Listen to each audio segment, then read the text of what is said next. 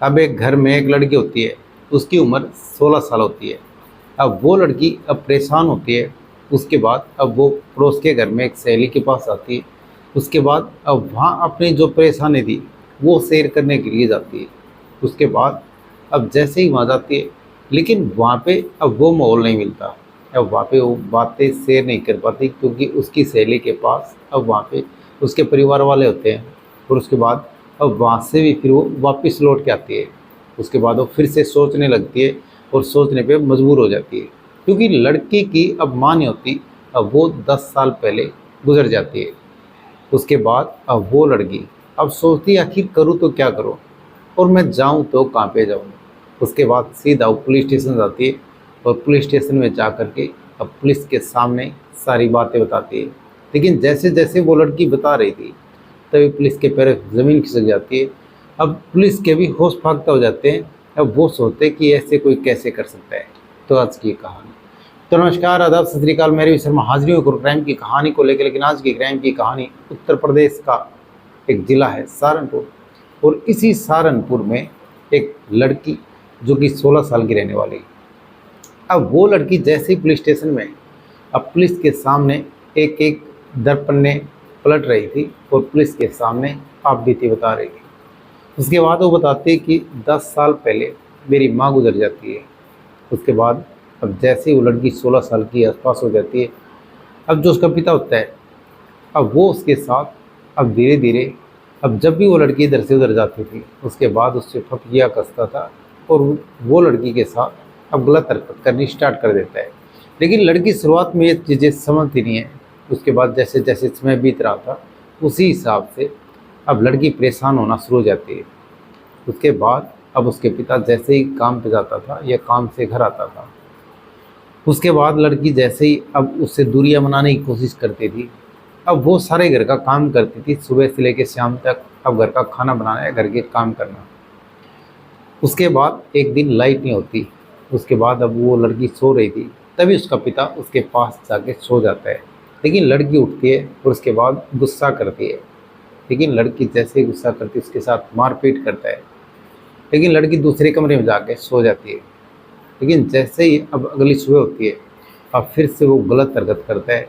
और फिर लड़की अब 2-3 रोज़ बीत जाते हैं। उसके बाद एक दिन नहा करके अब लड़की बाहर निकलती है। उसके बाद जैसे ही बाहर निकलती है, अब लड़की के साथ फिर से वो गलत हरकत करनी स्टार्ट कर देता है। अब लड़की फिर से उस चीज़ का विरोध करती कि ये सब ठीक नहीं है। अब फिर से उसके साथ मारपीट करता है। ऐसे सब चलता रहता है। लेकिन लड़की अब ये सोचती है, फिर करूँ तो क्या करूँ। उसके बाद उसका ही पिता अब अपने ही बेटी के साथ वो गलत काम करने की सोच रहा था। उसके बाद अब जैसे ही एक दिन रात के टाइम होता है और मौसम ख़राब होता है, अब लड़की सोई हुई थी। और फिर जैसे ही अब दरमियानी रात होती है, रात के करीबन 12 बजे के आसपास का टाइम होता है, और फिर उसका पिता उसके पास जा कर के सो जाता है। और फिर उसके साथ गलत हरकत स्टार्ट कर देता है। लड़की उस चीज़ का विरोध करती है, लेकिन लड़की को मारता है, पीटता है। और फिर उसके साथ रात में गलत काम करता है, उसका रेप करता है, उसके साथ बलात्कार करता है। उसके बाद अब उसको ये धमकी देता है कि ये बात किसी को बताई तो तुम्हारे लिए अच्छा नहीं होगा। अब लड़की डर जाती है, सहम जाती है और किसी से कुछ कहती नहीं है। अब जैसे जैसे वक्त बीत रहा था, उसी हिसाब से अब लड़की परेशान होनी स्टार्ट हो जाती, क्योंकि वो लड़की अब अपना काम करती थी और घर का काम करती थी। और जैसे जैसे समय बीत रहा था, वैसे अब खुशी खुशी रहती थी। लेकिन अब वो लड़की परेशानी में रहने लगती है। अब उसके साथ जब मन करता, तब उसके पिता उसके साथ गलत काम करते। लेकिन वो लड़की उस चीज़ का विरोध तो करती। अब वो उसके साथ ज़बरदस्ती करता रहता है और उसके साथ संबंध बनाता रहता है। उसके बाद ये अब संबंध बनाता रहता है। ऐसे दिन बीतते हैं, दिन महीनों में बीत जाते हैं और फिर महीने साल में बीत जाते हैं। लेकिन लड़की अब ये परेशानी अब किसी को बताने वाली होती है। उसके बाद फिर अपनी दोस्त होती है, उसके घर जाती है। लेकिन वहाँ पे बता नहीं पाती, क्योंकि उसकी सहेली होती है। और फिर जिस तरह से उसकी सहेली के पास अब बताने वाली थी, तभी कोई आ जाता है और वहीं पे बैठ जाता है। उसके बाद उसके परिवार वाले होते हैं, अब वहाँ से फिर आ जाती है।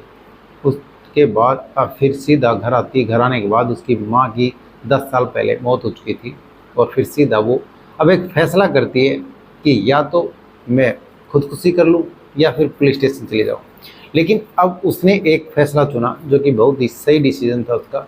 अब वो सीधा पुलिस स्टेशन जाती है और पुलिस के सामने जा कर के अब पुलिस के सामने सारी बातें बताती है। अब लंबे समय से उसके पिता उसके साथ अब गलत काम कर रहे हैं, उसका रेप कर रहे हैं।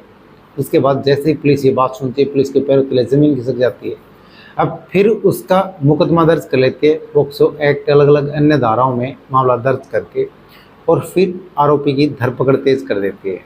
अब फिर आरोपी को पकड़ करके उससे पूछताछ करती है, लेकिन फिर आगे की कार्रवाई करती है पुलिस, और लड़की अब कहीं ना कहीं सुरक्षित है।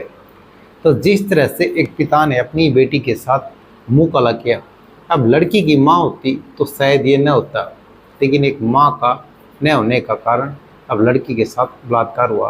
कैसे एक लड़की को माँ की कमी खली और उसके साथ गलत काम हुआ। अगर उसकी माँ होती तो शायद ये सब न करने देती, और वो माँ अब पहले ही पुलिस स्टेशन जाके उसको अरेस्ट करा देती।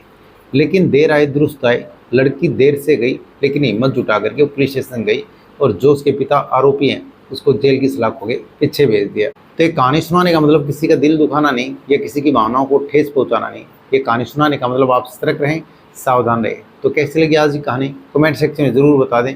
वीडियो को लाइक कर दें, चैनल को सब्सक्राइब कर दें, बेल आइकन को प्रेस कर दें ताकि हर वीडियो का नोटिफिकेशन मिलता रहे। जय हिंद, जय भारत।